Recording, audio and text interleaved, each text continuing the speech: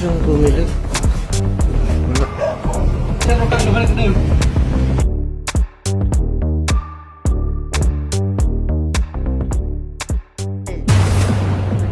Kasi kailangan nating i-assume na ang mga automated counting machines ay corrupted on the election day. Hindi natin sinasabi na corrupted or hindi, pero bilang isang eksperto ng IT, kailangan lahat i-minimize natin ang lahat ng opening para madaya ang eleksyon. Wala namang mawawala sa atin kung disconnected sa internet yung voting machines on election day, hindi ba?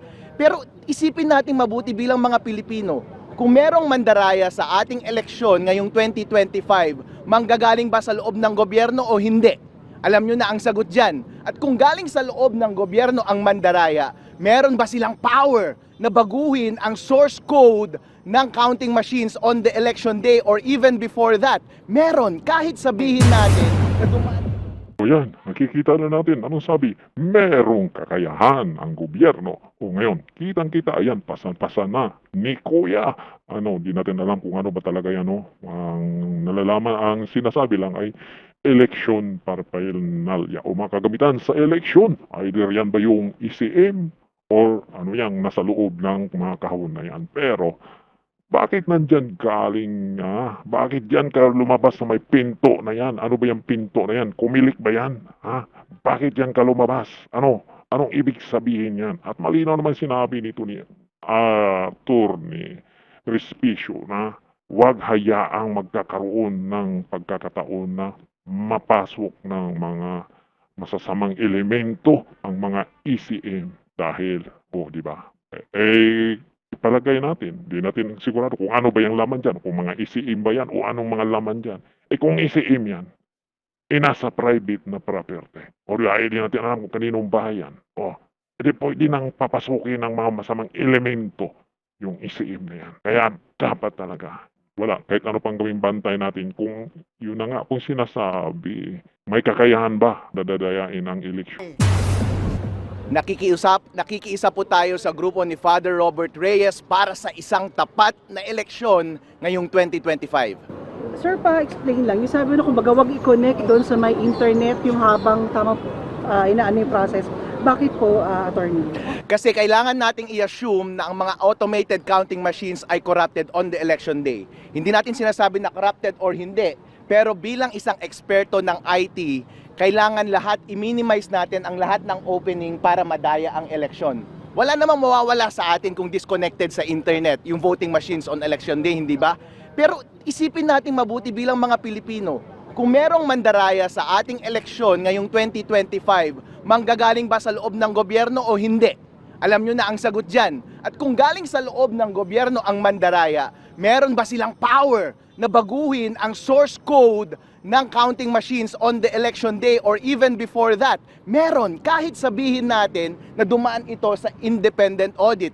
Ngayon, kung corrupted ang source code on election day at merong access sa internet, yun na lamang ang tanging paraan para ang isang mandaraya ng eleksyon ay baguhin ang resulta ng mga election returns. Tandaan po natin, habang nagbobotohan po tayo, ang ating automated counting machine ay hindi pinapakita ang live score ng makina na yon sa atin. Saka lang natin malalaman ang score ng makina na yon pagka-print ng election return.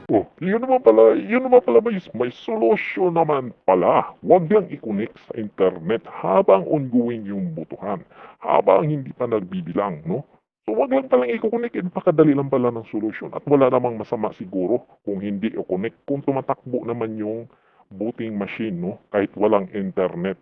At yun na nga, malinaw po ang sinasabi na huwag i-connect habang nagbubutuhan o doon pa kung kailan lang dapat i-connect. O yun lang, napakasimple lang para talaga kung talagang totoong gusto nyo ng malinis na eleksyon. Wala namang masama kung gagawin itong suggestion nito ni Attorney Respicio para naman po ito sa sambayan ng Pilipino. Kumili, patunayan nyo na para kayo sa mga Pilipino.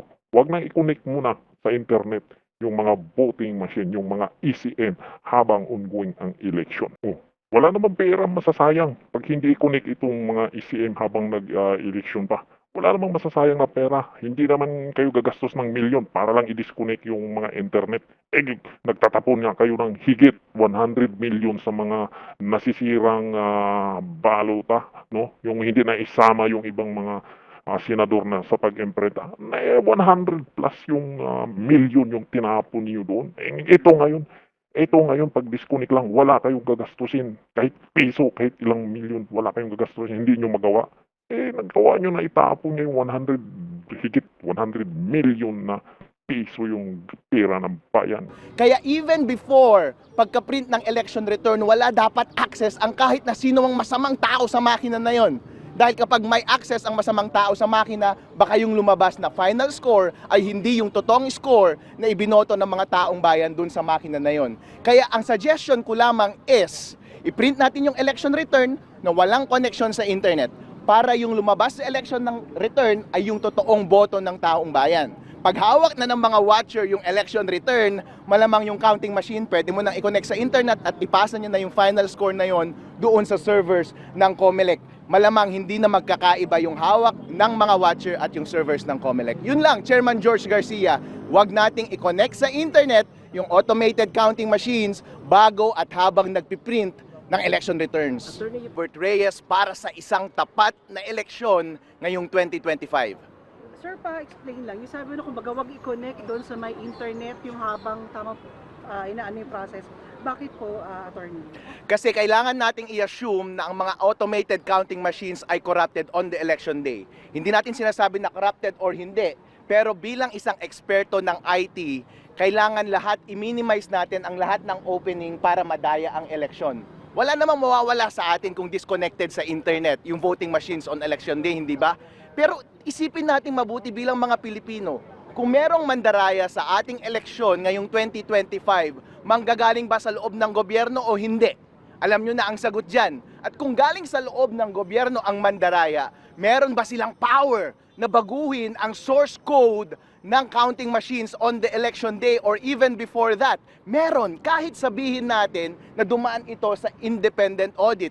Ngayon, kung corrupted ang source code on election day at merong access sa internet, yun na lamang ang tanging paraan para ang isang mandaraya ng eleksyon ay baguhin ang resulta ng mga election returns. Tandaan po natin, habang nagbobotohan po tayo, ang ating automated counting machine ay hindi pinapakita ang live score ng makina na yon sa atin. Saka lang natin malalaman ang score ng makina na yon pagka-print ng election return.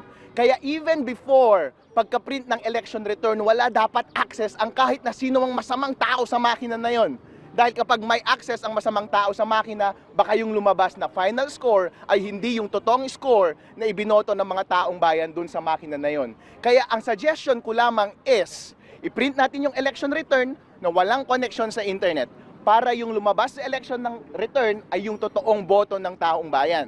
Pag hawak na ng mga watcher yung election return, malamang yung counting machine, pwede mo nang i-connect sa internet at ipasa nyo na yung final score na yon doon sa servers ng COMELEC.